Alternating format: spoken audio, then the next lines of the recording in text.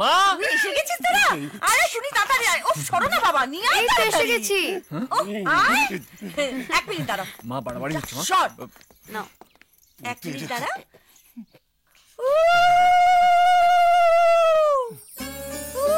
আরে এসব আর কেন? আপনার ঘরের লক্ষ্মী প্রথমবার আমার ঘরে পা দিল, তাই।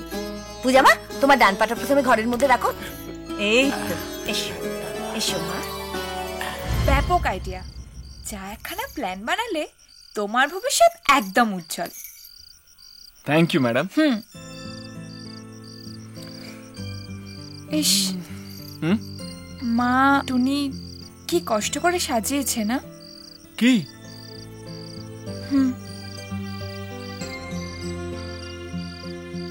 ফুলসজ্জা?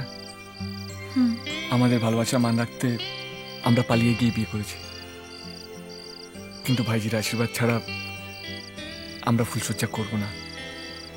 বাহ, এই না হলে আমার বর। ঠিক বলেছ। আর এইটার জন্যই এখনই একটা কিসি করতে ইচ্ছা করছে। তার জন্য কি দাদার পারমিশন? একদম পারমিশন লাগবে না, তুমি চাইলেই করতে পারো।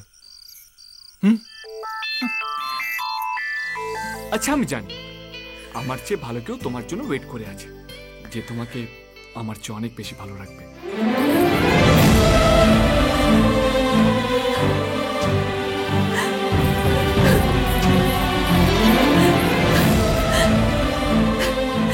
তুমি আমার জীবনে কেন এলে?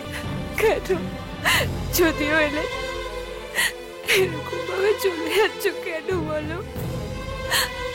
কাল থেকে তুমি আমার পাশে থাকবে না। আমি ভাবতে পারছি না। আমি খুব একা হয়ে যাব, খুব একা হয়ে যাব। তোমার মতো আমার পাশে কেউ কখনো দাঁড়ায়নি। তোমার জীবনে তো অনেকে আছে, কিন্তু আমার জীবনে কেউ নেই, কেউ না।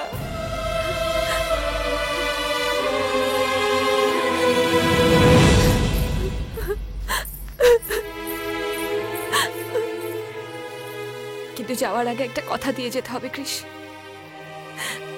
তুমি আমার জীবনে আর কোনোদিনও ফিরে আসবে না, কোনোদিনও না। কারণ আমি নিজেকে বারবার ভাঙতে পারবো না, সে শক্তি আমার আর নেই।